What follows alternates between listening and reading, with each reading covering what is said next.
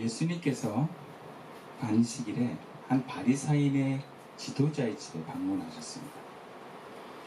그것도 떡을 잡수시러 들어가시는데 분명 초청을 받아서 들어가셨을 겁니다. 근데 예수님께서 식사를 하시고 어떤 말도 하시기 전에 바리새인들과 한통 속인 사람들이 예수님을 지켜보고 있습니다. 본문에서는 엿보고 있더라 이렇게 기록합니다. 이것은 의도적으로 예수님이 안식일에 여기 있는 수종병자를 고치는가 안 고치는가 보기 위함이었을 것입니다. 예수님께 적대적인 바리새인의 지도자가 예수님을 초청한 것도 그렇고 안식일에 그 바리새인의 집에 수종병자가 마침 있었다는 것도 석연치 않습니다. 의도적으로 한 게 분명합니다. 예수님을 책잡기 위해서 순진하게 병자를 보면 안식일이건 뭐건 그냥 지나치지 않으시고 고쳐주시는 그 예수님의 행동 패턴을 예측하고 예수님이 율법을 어겼다면 책잡기 위함이었을 것이다 이렇게 봅니다. 그도 그럴 것이 안식일에는 생명이 지금 고치지 않으면 죽는다라고 하는 중환자가 아니면 병을 고치는 것은 율법에 어긋나는 것입니다. 그러나 따지고 보면 이 율법은 안식일에는 일하지 말라, 원문에는 안식일을 기억하여 거룩하게 지키라는 4계명을 더 실생활에서 구체적으로 지키기 위한 구전으로 내려오는 구전율법입니다. 예수님이 안식일에 수종병자를 고치는 것은 단순히 응급 환자가 아닌데 병자를 고치는 일을 했다는 지적을 하려고 했던 것이다 봅니다. 그리고 무엇보다 지금 이 수종병자는 부정한 병으로 여겨지는 저 사람의 몸에 예수님이 손을 대는 것 자체만으로도 거룩한 안식일을 범하는 부정한 행위를 한 것입니다. 근데 예수님께서는 이들의 의도를 다 아셨습니다.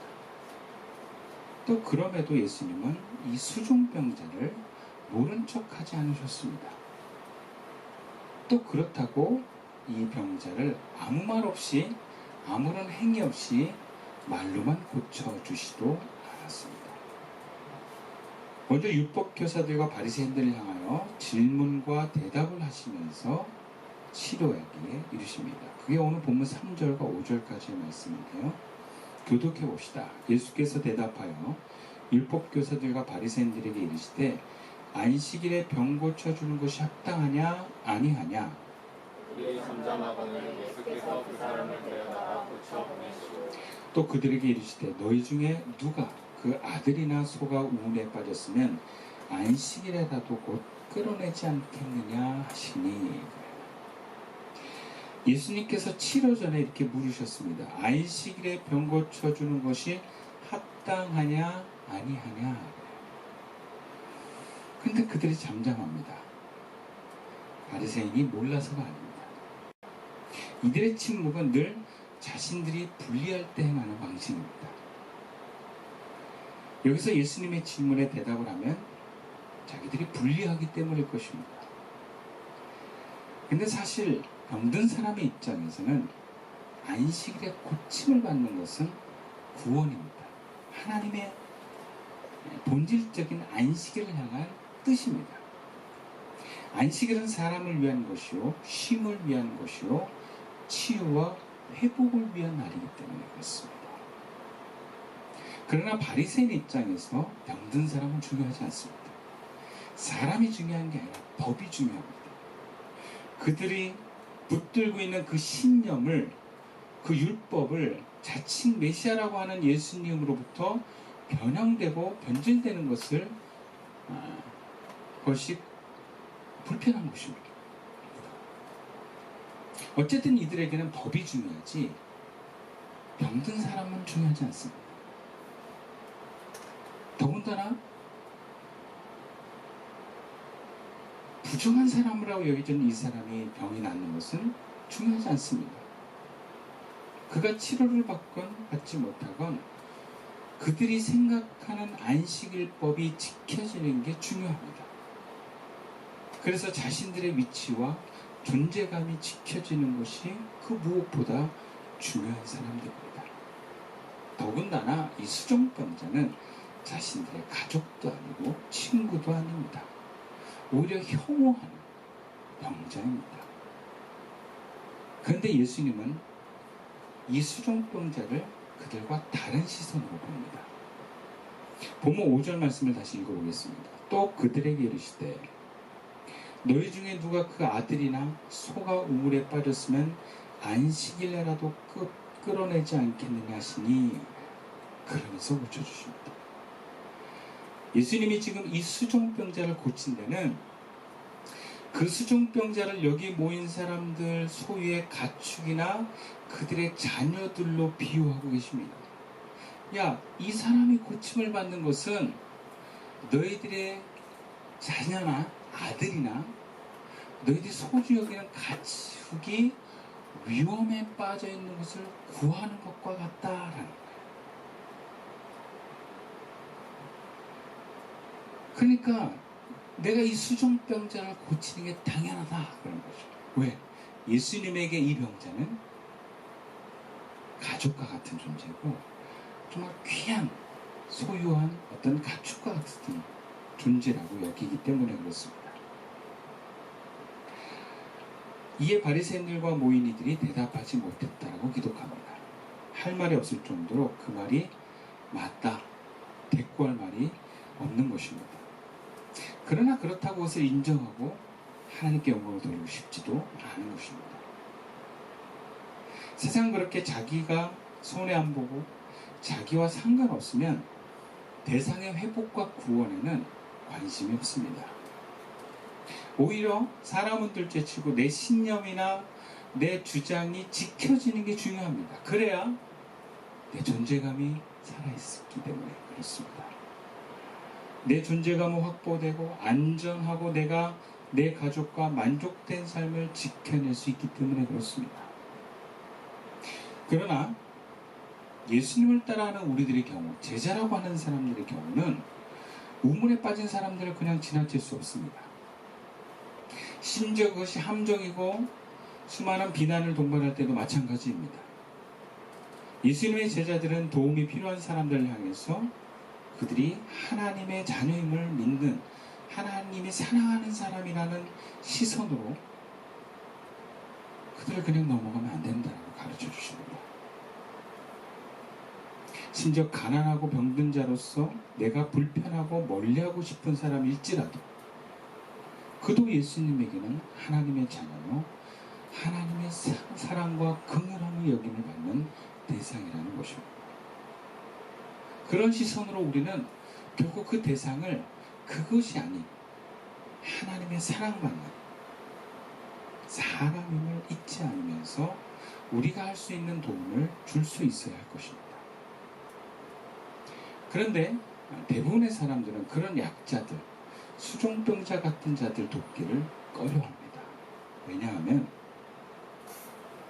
내 안에도 그런 수종병자가 있기 때문에 그렇습니다. 혹은 그 안에 감추어진 수종병자가 드러나고 싶지 않기 때문에 그렇습니다. 혹은 나는 그런 수종병자처럼 되고 싶지 않기 때문에 그렇습니다. 사실 우리 마음에는 지적하는 바리새인도 있고 지적당하고 정죄받을까 두려워하는 수종병자도 있습니다. 그런데 대부분 저를 포함해서 이런 수종병자는 되고 싶지 않습니다. 자, 그럼 먼저 수종병은 어떤 병인가? 오늘날의 수종병과는 좀 다른 의미로 보는데 학자들에 의하면 여기서 나오는 수종병은 몸의 여러 부위에서 물이 차는 병이다 라고 봅니다. 그게 몸의 밖인지 몸의 안인지는 설명하고 있지 않습니다. 어쨌든 물이 그렇게 차는 병인데 그 당시에는 그렇게 쉽게 치료될 수 있는 병은 아니었던 것 같습니다. 그래서 어떤 랍비들은 이 수종병을 부도덕함의 결과다라고 정의를 내렸습니다.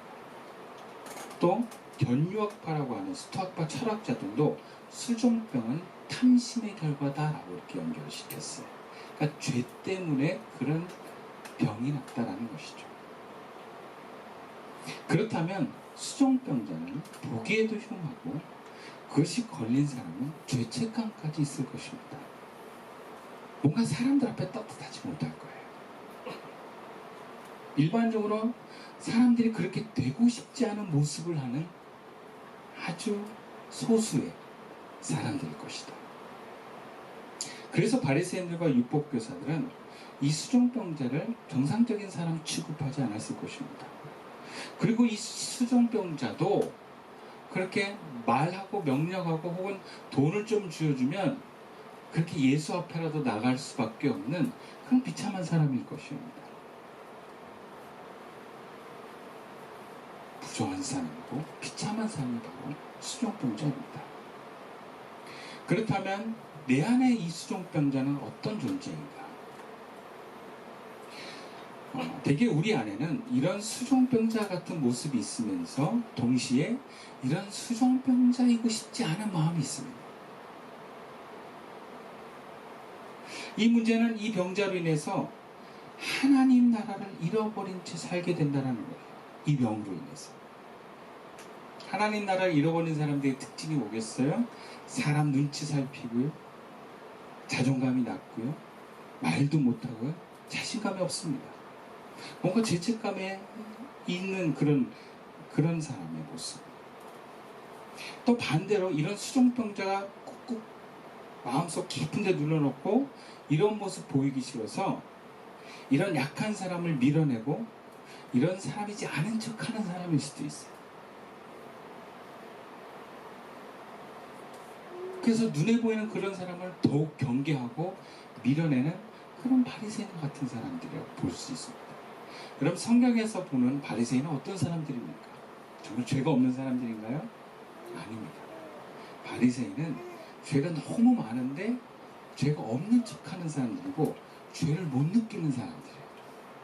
그래서 영혼의 문둥병자다라고 표현하는 사람들이 바리새인들이에요. 우리가 겉으로 드러난 자존감 낮은 사람들은 수종병에 사로잡힌 사람이고 겉으로 거룩한 척하고 약한 사람을 밀어내는 사람은 수종병을 덮고 그것이 나타나기를 원하지 않는 사람일 거라고 봅니다. 그래서 수종병자의 모습이 마음에 있는 사람은 크게 두 가지 형태로 나타납니다. 늘 자신을 수종병자로 인식하면서 사람들과의 관계에서 늘 침묵하고 무기력하고 겁먹고 눈치 보는 상태로 사는 사람. 아마 어렸을 때 비난을 많이 받고 지적을 많이 당하는 자존감 낮은 사람은 이런 형태를 띌 가능성이 높습니다. 또 두 번째는 이 수종병자 신세를 면하라고 싸우고 애쓰고 끊임없이 노력하는 사람입니다. 아마 대부분이 이런 모습을 갖고 있을 거예요. 그렇게 우리들은 내 안에 수종병자의 모습을 감추거나 또 그런 모습을 숨 사람들을 피하는 모습으로 수종병자 신세를 면하려고 비난하고 멀리하고 벗어나려고 합니다. 그런데 놀라운 것은 예수님께서 이 수종병자를 손으로 잡아주시고 고쳐주신다는 것입니다. 그리고 예수님은 한 단계 더 높은 수준으로 제자들에게 너희도 그렇게 이 수종병자 같은 수준이 되라 라고 말씀하십니다. 그것이 그 다음의 이야기에 가장 낮은 자리에 앉으라 라고 말씀하시는 것입니다. 그 다음에 잔치에 손님을 초대할 때도 가난한 사람과 장애가 있는 사람들, 다리 저는 사람과 눈먼 사람들을 초대하라는 것과 같은 맥락입니다. 수종병자의 위치는 모인 사람들 중에서 가장 낮은 자리에 있는 사람이고 예수님 당시 사회에서 가난하고 장애가 있고 다리 저고 눈먼 사람들과 같은 그런 수종병자 같은 자리에 있는 사람, 밀어내고 싶은 가장 낮은 계층에 있는 사람들이 바로 이 사람들입니다. 근데 이들을 초대하라는 것은 초대해서 따로 밥상 차려주라는 게 아니라 같이 식사를 하는 것은 이들과 같은 수준으로 가족처럼 교제를 하라는 것입니다. 우리는 누구나 주류가 되고 싶어 합니다. 어떤 사회에서 어떤 사람들 이렇게 낮은 자리에 되고 싶어서 원하는 사람은 없습니다. 다들 주류사에 들어가기 위해서 공부에 해란되어 있고 돈을 많이 벌려고 합니다. 모두가 주류가 되고 싶지 비주류에서 주목받지 못한 데 살고 싶지 않습니다. 그래서 모두가 그렇게 주류 사회가 갖추고 있는 것을 나도 갖추고 싶다며 혈안되면서 살아가요. 심지어 그냥 그들이 사는 명품 하나라도 걸치고 싶다면서 그 명품 하는데 그거 물건 사는데 그렇게 많은 돈과 에너지를 쓰는 모습들을 보여요. 그게 그렇게 부러워서. 그런데 예수님은 수정병자의 손을 잡아 일으키시고 병을 고쳐주십니다. 손을 대신다는 것은 그의 부정함에 연결되는 행위입니다. 예수님은 바리새인들처럼 밀어내고 거부하는 존재로 이 수정병자를 대하지 않으셨어요. 그리고 예수님은 세상에서 이 비주류의 자리에 가장 낮은 자리에 우리 보고 앉으라고 하십니다. 그리고 그들과 함께 먹고 즐기라고 하세요. 왜 그래야 되죠? 오히려 어떤 목사님은 일명 고지론이라고 해서 그리스도인은 더 높은 주류가 되십시오라고 얘기합니다. 더 높은 고지를 점령해서 더 많은 사람들을 하나님께 인도하라고 합니다. 왜? 많은 사람들은 주류가 되기를 원하기 때문에.